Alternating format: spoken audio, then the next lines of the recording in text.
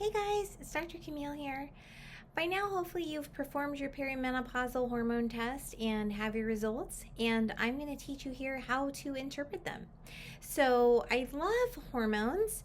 I think once you get this figured out and see if you need hormones or not, you're going to feel so much better.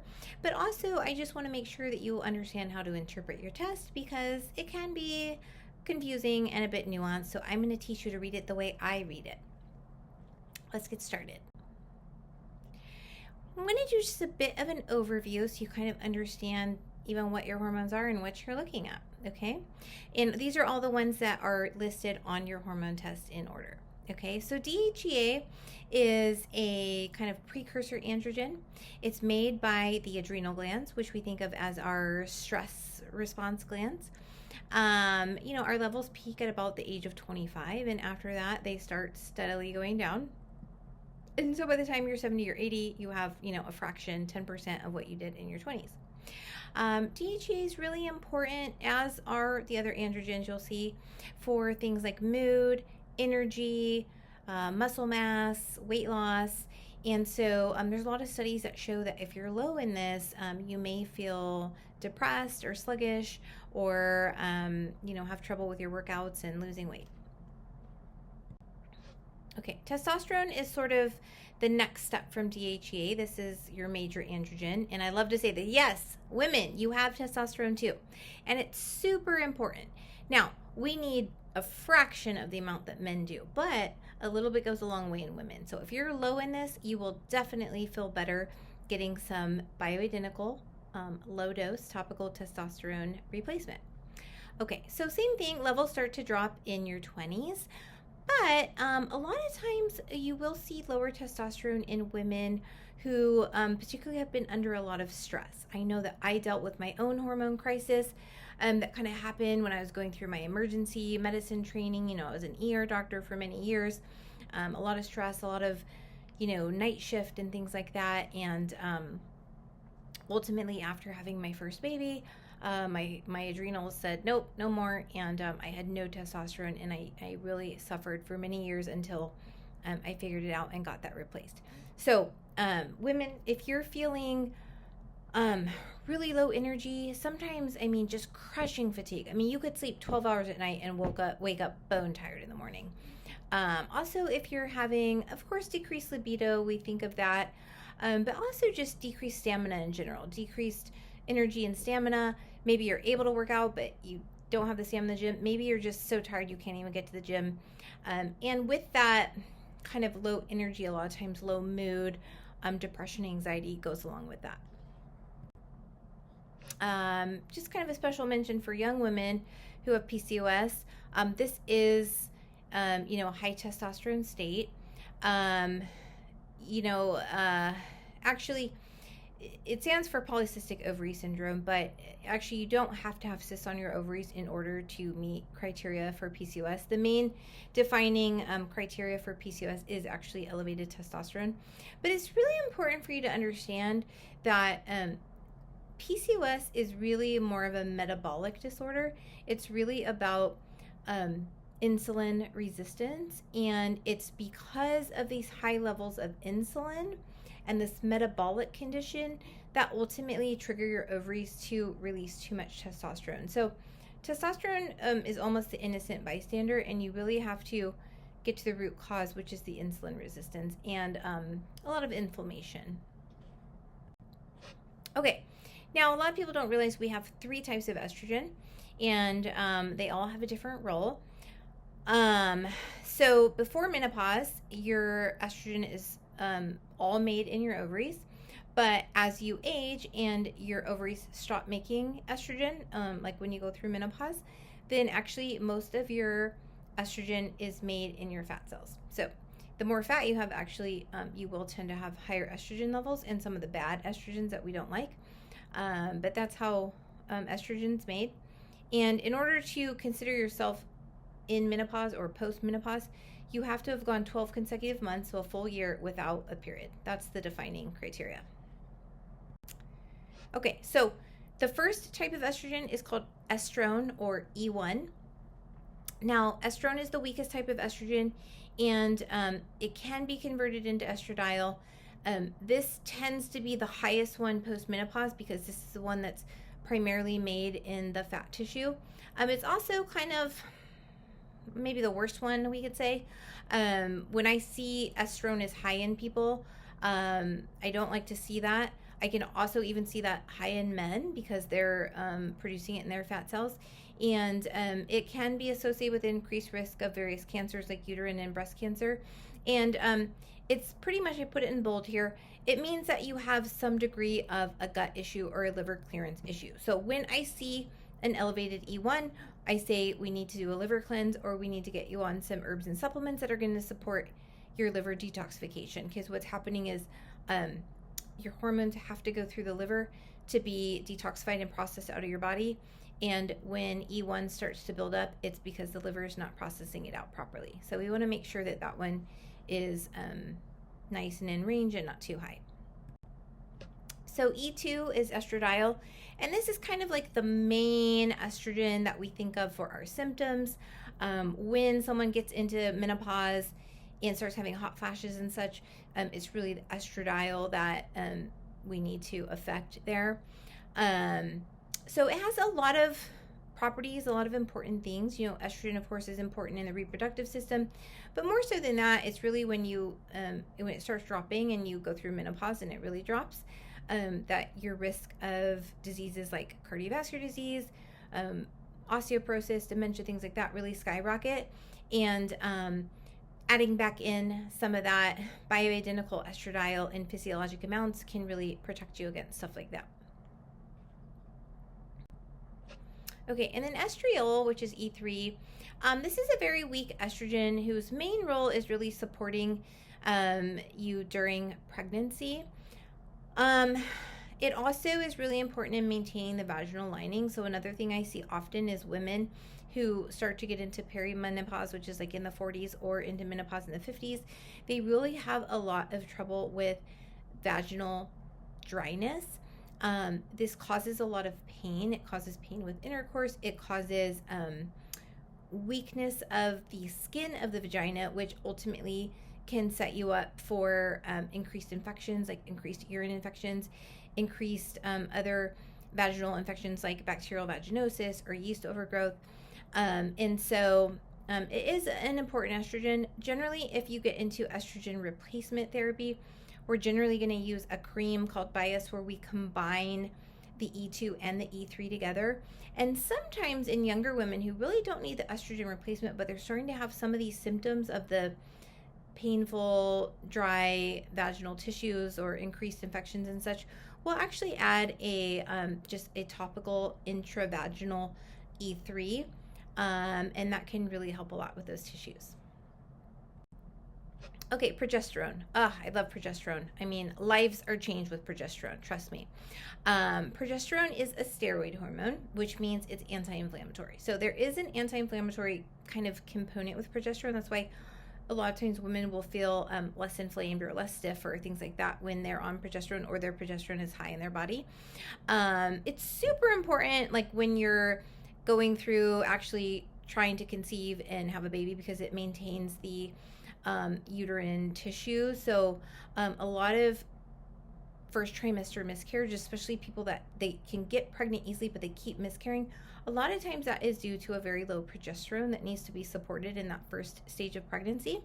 And then what happens is that progesterone needs to spike at the mid range of your cycle, like around day 14 when you ovulate. There's a spike of progesterone. That's what signals the ovulation. And we need, progesterone and estrogen to be balanced, because, as you age, especially as you, get into your 40s, your progesterone is really dropping and you become estrogen dominant. And you never want to be estrogen dominant, because estrogen is a proliferative hormone. It causes increased growth of various tissues, including uterine and breast tissue. And we want to be balanced with progesterone to mitigate those risks. Also, people don't really feel that well when they're estrogen dominant. They tend, because it is proliferative, they tend to have, even so young women, if you may have low progesterone, and that would be manifested with really heavy painful periods, really bad PMS, really severe menstrual migraines. If you have any of those symptoms, that certainly could indicate that you have low progesterone, and even young women can benefit from progesterone therapy. Okay, so kind of some things that you can see go along with progesterone and low progesterone. So low progesterone states, and by default, tends to mean that you're estrogen dominant. But severe PMS, like really heavy, painful PMS, that's not normal. That's generally a low progesterone state. PCOS, endometriosis, fibroids, this is a big one. Women, if you're in your 40s or late 30s and having heavy bleeding, you have fibroids, they're talking to you about getting a hysterectomy, pause and check your hormones. A lot of times progesterone can mitigate all of this. Perimenopause, which is about a 10-year period from roughly the age of 40 to the age of 50 before you go into menopause. Low progesterone states are indicated by insomnia, early morning waking, feeling anxious, feeling depressed, feeling irritable, weight gain, especially around the abdomen, which is more of an estrogen dominant state. All of those can signal that your progesterone's low. Of course, menopause is a low progesterone and low estrogen state. Menstrual migraines, chronic migraines, and prolonged heavy bleeding generally are all associated with low progesterone. Okay, and some more here I kind of already hit, but that, this is common. Women will kind of start filtering into hormone clinics and stuff, in their early to mid 40s. It's like, I'm waking up at 3 a.m. every morning, like a light switch, right? Like just like boom, like clockwork. I'm waking up. I don't know why. I'm suddenly feeling really overwhelmed by stuff I've been doing regularly for a long time, or I'm feeling really irritable. My kids, my husband, whoever, they're just really irritating me. Migraine headaches, this is a big one. A lot of women start either developing or having much more frequent and worse migraine headaches during this time because of that low progesterone. And then again, you get the estrogen dominant symptoms, like really heavy, painful, or prolonged menses, vaginal bleeding, things like that. And some special mentions for progesterone, because I do love it so much and it's helped so many women. It's just, it supports the nervous system. So it's really, really important. We think of hormones like it just has to do with our menstrual cycle or, having a baby. It's really so much more than that. And, there's a lot of studies and evidence showing how neuroprotective progesterone is. In fact, there are countries like in Europe where stroke units use high dose IV progesterone for post-stroke because it is that neuroprotective. And in that vein, you could see why it's so important for migraine sufferers. But so basically it's a type of hormone called a neurosteroid, and that means that it's synthesized within the brain and modulates or interacts with how excitable your neurons or your nerve cells are. So it's very neuroprotective.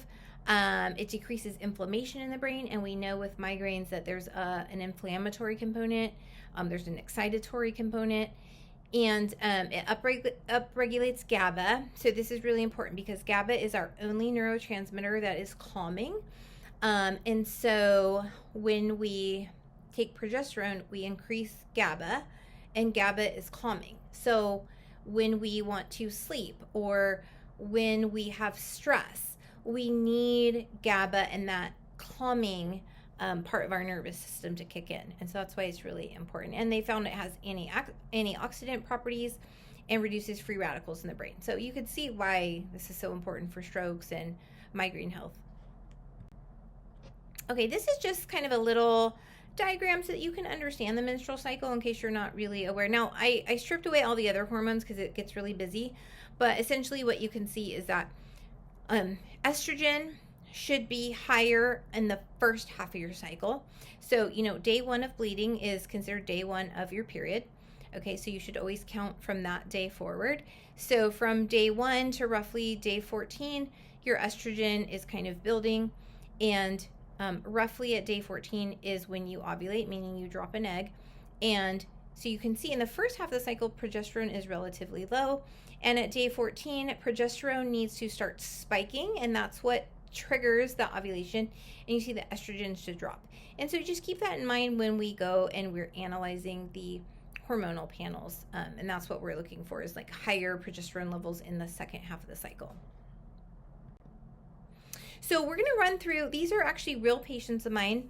And I'm just going to teach you how you can interpret these results so that you can look at yours and understand what is normal and what is not normal. Now, understand that just because something is, quote, within range does not mean that it's actually optimal. And so anytime we're analyzing test results, we always want to look at the upper third of any range. And that's going to signify optimal, because just because you barely squeaked into the reference range doesn't mean you're in the optimal range. Okay, so kind of keep that perspective as we go through this and when you analyze your own labs. So now you'll notice that there's two samples, because you did one sample on the first half of your cycle, like we showed you, where the estrogen is higher and progesterone is lower, and then you did one in the second half of your cycle where progesterone should be higher. Now, some of the hormones like DHE and testosterone, you'll notice that they can really kind of be the same throughout the cycle. So for instance, you see DHEA in the first sample is 3. Now, if you look over at the reference range, the range is 3 to 10. So clearly this is not in the upper third of normal. They barely squeaked into the normal range. And so this is a low DHEA, okay? And you look at the second sample, it doesn't really change, still 3, and the reference range is the same. So this is a low DHEA. Now, if we look at the testosterone, and I should mention, this is a sample patient. We're going to go through actual patients of mine. This one is a sample patient provided by the lab. So if you look at testosterone, in the first sample, the value is 19. Now, if we look over at the reference range, we see that the range is 13 to 39. So, 19 is roughly to the middle of the reference range. So it may not be totally optimal. In cases like these, I'll kind of, I always want to match labs with people's symptoms. And so if a person is not really struggling with symptoms I associate with low testosterone, I'll kind of target some of the other hormones or things that are more obvious first and kind of circle back. But in this case, this patient may benefit from a very low amount of testosterone. And then, of course, you look at the second sample at 17. It's even lower. So probably this person would benefit from a very low dose topical testosterone. Now look at the one below. The E1 is estrone. Remember, we said this was kind of like that bad estrogen. If it gets too high, we see the first sample is 26, and that's well within the reference range of 9 to 55. So that looks fine. Now, caveat with the E1, I don't necessarily want that in the upper third of normal. I just don't want it too high. That's the main thing I'm looking for. So for instance, the second one says 13. To me, that's good, because I see these, in the hundreds and 200s. So that's fine. Now, if you look at E2, estradiol, we see that the value is 15. Now, this is where you have to understand where to look, okay? So in this case, you're perimenopause, or you're, premenopausal. We're going to assume this person is not on any hormone therapy. And so the first half of the cycle is the follicular phase. That's when things are building, right? Okay, so I'm going to take my 15 and I'm going to reference it to the range on the right that says follicular. And you see that the range is 3 to 10. So this value is too high, okay? Now, if I look at the second sample of the estradiol, which is 4, and again, I'm going to compare it to the luteal phase, okay? So the second half of your cycle is the luteal phase, because that's when the egg is dropped. And I'm going to compare that to the luteal reference range on the right, which is 3 to 15. And so that's a little low. Okay. Now, if I look at the E3 below that, estriol, I see that the first value is 6. So they don't have a follicular and luteal range there. They just have either your postmenopausal, and no HRT means no hormone replacement therapy, or you're on bioidentical hormone replacement therapy. That's what that middle one says, or you're a cycling female. So most of you are probably just cycling females, not on any hormones. And so you're going to look at that cycling female range from 6 to 26. And you're going to see that, the 6 is barely within range, as is a 5. So, with this person, they probably would benefit from a little estrogen replacement.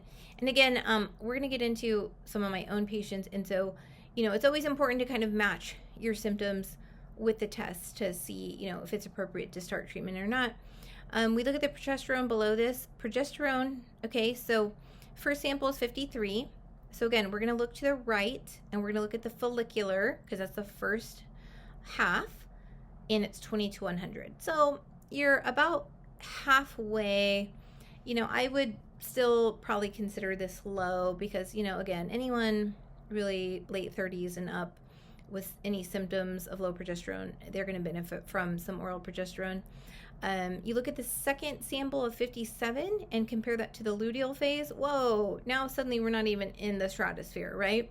Because remember that graph we looked at showed that the progesterone should really spike up in the second half of the cycle, and here it's not.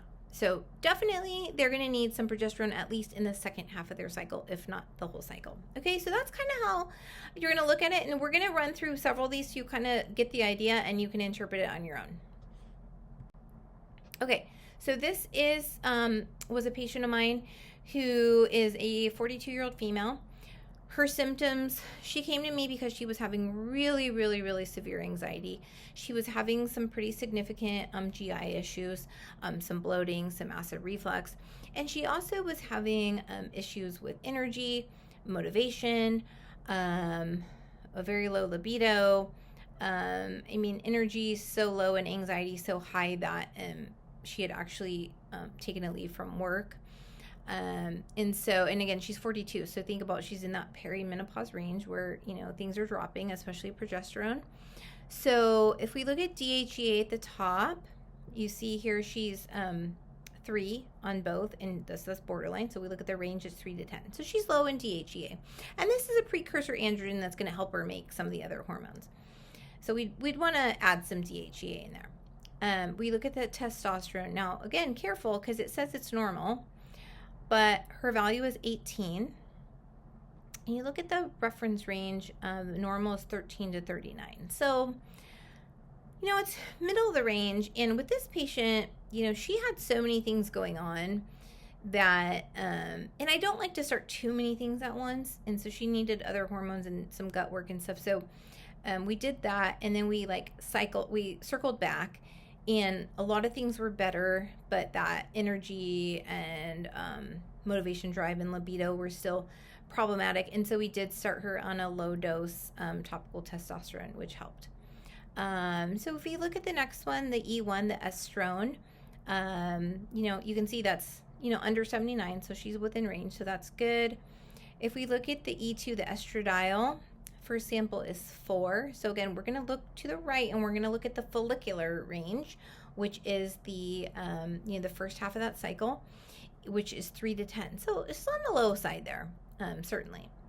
And then the second half is 3, and we're going to look at the luteal phase, and again, kind of barely within the range there at 3 to 15. So definitely the E2 is quite on the low side. And then if we look at E3, estriol, which again, we're going to look at cycling female, it should be 6 to 26. So her E3 is low. So her E2 and her E3 are both low. So she may benefit from a very low dose topical combination cream called Bias, which is usually a combination of E2 and E3. Okay, and then lastly, you look at the progesterone.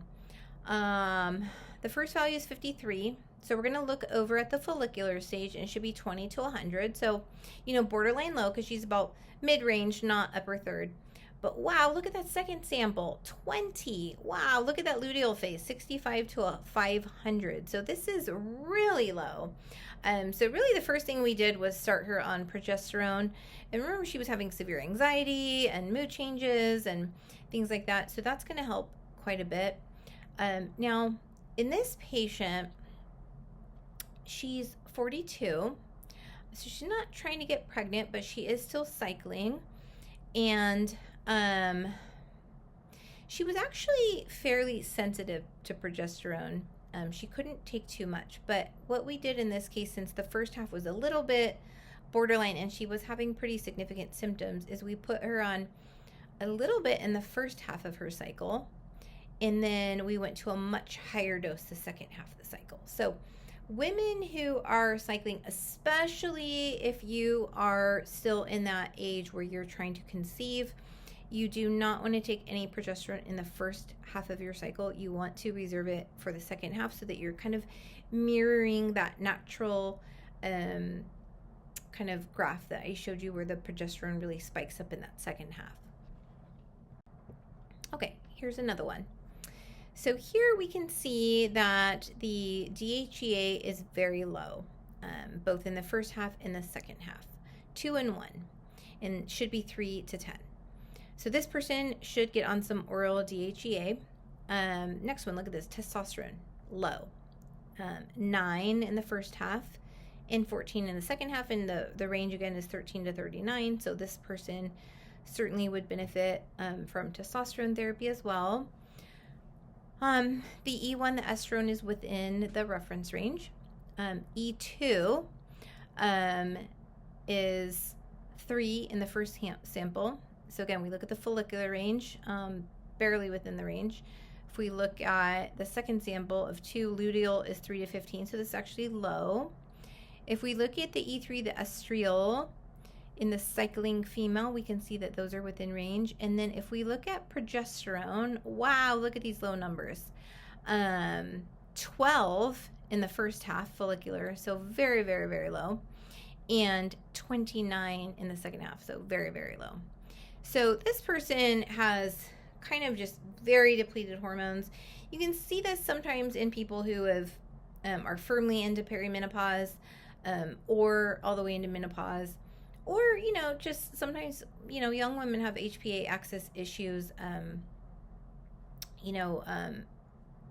Our hormones, if you look at a hormone graph, cholesterol is actually the building block of our hormones. So cholesterol's first step, and then the next step is something called pregnenolone. So pregnenolone is the next building block of all of our hormones. So in someone like this who's just low in everything, I might put them on pregnenolone to start boosting all of their own body stuff, as well as some low amounts of replacement therapy for them. Okay, now this is another patient of mine. She came to me. She's 30. She still, has not had children and desires to, but her main issue was that she was having like debilitating cycles. Now they were regular, but I mean the PMS was severe. The menstrual pain was severe. I mean, this is the type of person who would have to miss days of work, like every month for her cycle. It was so significant, heavy, vaginal bleeding, severe pain, severe cramping, severe fatigue, all of the things, right? She also was having major anxiety issues to the point where she actually had to take a leave from work. So let's look at her sample. So DHEA is actually high at 16. And then her second sample, 11, is high. So, that's a high androgen. That's a high kind of testosterone androgen precursor. And if you look at the next one, testosterone, although the first sample at 31 is within the range, 48 is high. So this person actually had recently been told right before she saw me, she'd had actually a pelvic ultrasound by her doctor because of the severe pain she was having. They told her that she did have cysts on her ovaries and likely had PCOS. So this would confirm PCOS without high testosterone. Okay, but remember, that's not really a hormonal disease as it's kind of sold to us. It's really much more a metabolic issue.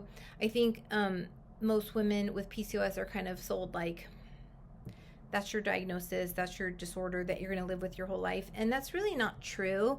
Really, getting to the heart of it, working on insulin resistance, working on gut issues, working on, the adrenals and cortisol can really turn this all around. Because you can see, look at the E1 in the estrone. Look how high this is. You can see E1 is 147 and the cutoff is 102. So again, this is a young woman. She shouldn't have really high estrogen like that. And so remember how I said if the E1 is high, this is likely a gut issue. And a lot of PCOS stuff stems from the gut. So this is really a gut imbalance, dysbiosis, inflammatory insulin reaction, resistance issue, okay? And usually getting on some sort of liver cleanse and liver detox can bring that E1 down and start to regulate your other hormones. Okay, if we look at the E2, the estradiol, that looks fine. The 6 is within the follicular range, and the 3, well, pretty low in the second sample, in the luteal sample. E3 estriol, we see a 10 in the first sample in a cycling female.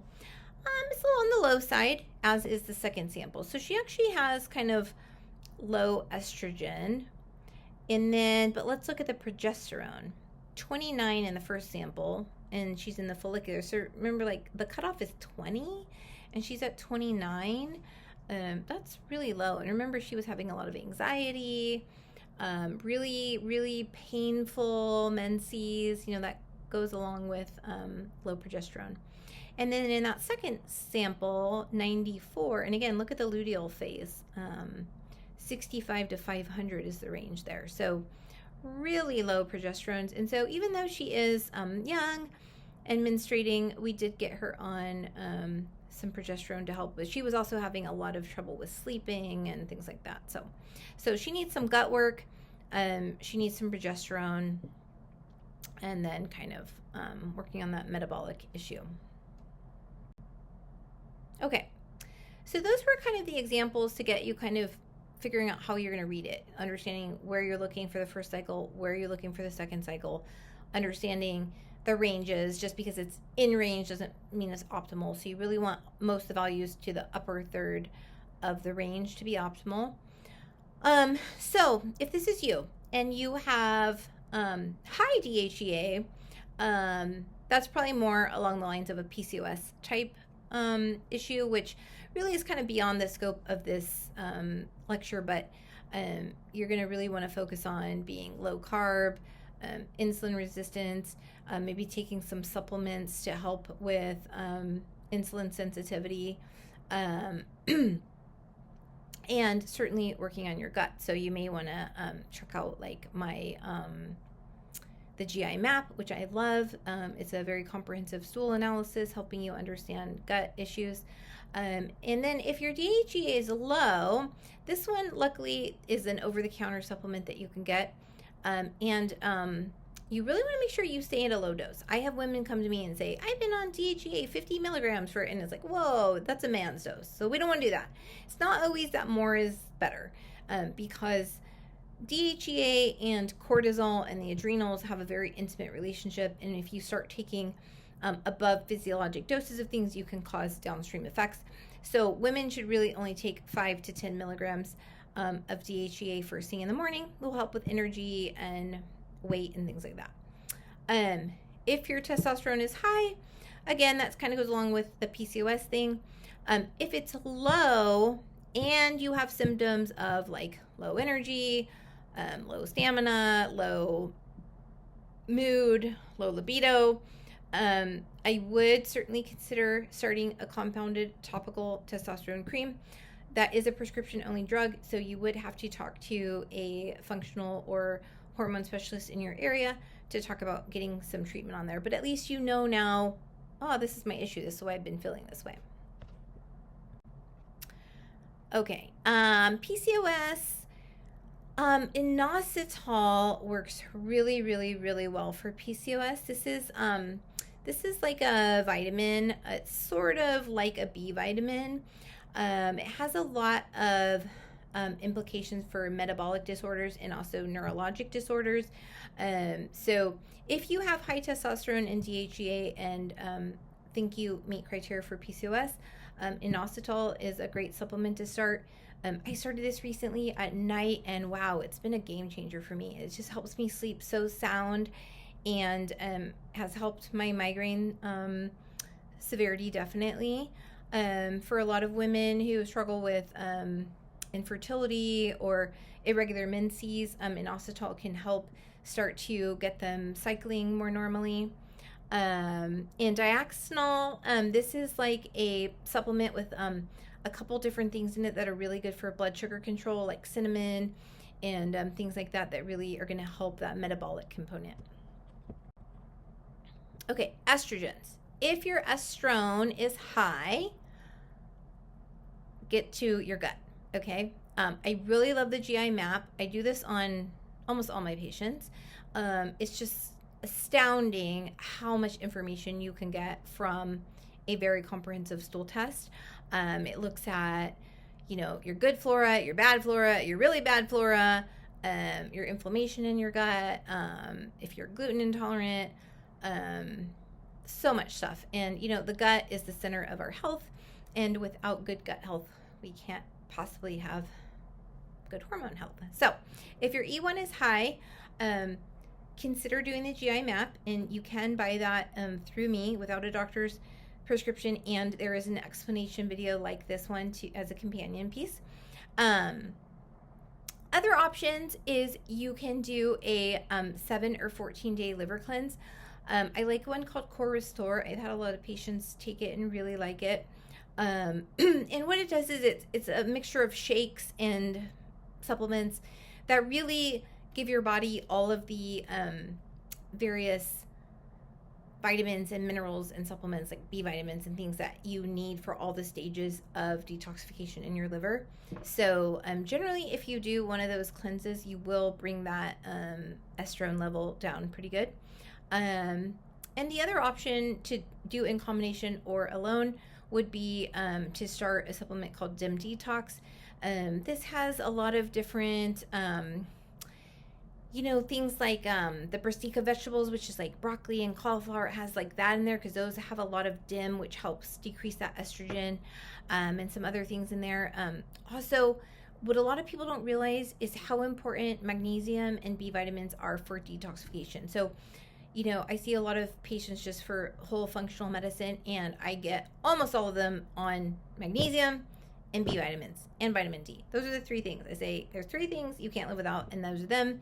And the reason why is that they're used in a lot of biochemical processes in your body, and so they get used up. And so people are low, and we need to replace them. And so adding those to any regimen of yours is just going to help your body be able to do everything more efficiently and make sure that you're able to detox.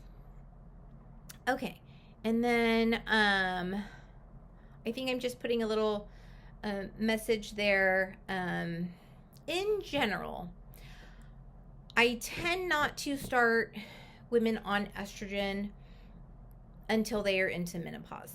And that's kind of a nuanced conversation that should be had between you and your practitioner, and depends on your symptoms. But in general, progesterone is the first thing to drop, often then testosterone and DHEA. And adding those make women feel really, really good. And starting estrogen too early can make people not feel that good. And I've had women come to me who have been put on estrogen at other places and didn't like it. They started to bleed, or they felt they had headaches or different things. So in general, that's the last thing I will add. And I put this little bold, never start an oral estrogen. This is the other thing that I see happen, and you don't want to do that. That creates a lot of liver stress. So you don't want to do that. Okay, now progesterone. If your progesterone is low and you're under the age of 35. Okay, so essentially I kind of break people into two. There's the young women, I'm going to say, like 20 to 40, we'll say, who are still having normal menses, still regular cycles, possibly desiring fertility and pregnancy at some point during that. And so we don't want to disrupt that natural progression of how progesterone should really spike up towards the second half of the cycle. And so if you're in that earlier age range, then and your progesterone is low, because it can be, again, especially if you're having those severe menstrual periods or severe menstrual migraine, all those kinds of things. Generally, I would recommend a topical progesterone during this time, and generally would only do it in the second half of your cycle. So what's strange and interesting and also good is that topical progesterone is sold as a supplement, so you do not need a prescription for that. I'm not sure what the distinction is, but when you take progesterone orally, you do need a prescription. But you can get the topical progesterone through my full script. And so for women, if you're just low in that second half, I would recommend that you use some of the topical progesterone cream at bedtime on days 14 to 25 of your cycle. If you're really low through both parts of your cycle, then what I would do is start a small amount, like a quarter teaspoon, the first half of your cycle, starting on day 5, roughly, of your cycle, to about day 13. And then starting on day 14 through 25, I would double it, so that you're still getting that peak. So you're helping the whole cycle, but you're really peaking it in the second half. Now, if you're over that age, like you're roughly late 30s or early 40s, where you're firmly in that perimenopause, especially if you're having symptoms of, difficulty sleeping, anxiety, irritable, all those neurologic kind of complaints, oral progesterone is really the best and the most helpful. I generally recommend that you go through a compounding pharmacy, and this is the only hormone that you should take orally. This has to do with first pass metabolism through the liver and things like that, and the way that it will then be able to stimulate GABA, which is that calming neurotransmitter. But that's an important distinction. This is the only hormone that you should take orally, and should take orally when you're 40 or higher. So that's what I would do there. So if you're past 40, you can get on progesterone for most of your cycle, but you will need a prescribing physician. Okay, so guys, just wanted to let you know, this is not meant to be medical advice. These are just kind of some suggestions. This is, it's really just so that, a lot of people have suspicions that they have hormonal issues or whatever, but, they ask their doctor and their doctor won't check, or maybe they do, but they're not getting the answers they need. And so this is just so that you can be your own detective, your own doctor, get the answers that you need, so you can, get your own test, and then you can get this companion piece so that you can learn how to interpret your test. It may be within the reference range, but it's not normal. Understand your symptoms and how to put that in context of, the reference ranges and optimal ranges of your hormones. Definitely understand that your gut health can definitely impact your hormones, especially in the younger women dealing with those things that we talked about, like PCOS and endometriosis. Those are totally fixable diseases. You don't have to live in chronic pain, but you do have to do the work and have the right tests. And so, balancing and replacing your hormones will change your life. I've seen it happen a bunch of times. It changed my life, and I hope this helps you. You can reach out to me on my website or via email if you have any questions or concerns, and I hope this helped. So, to your health.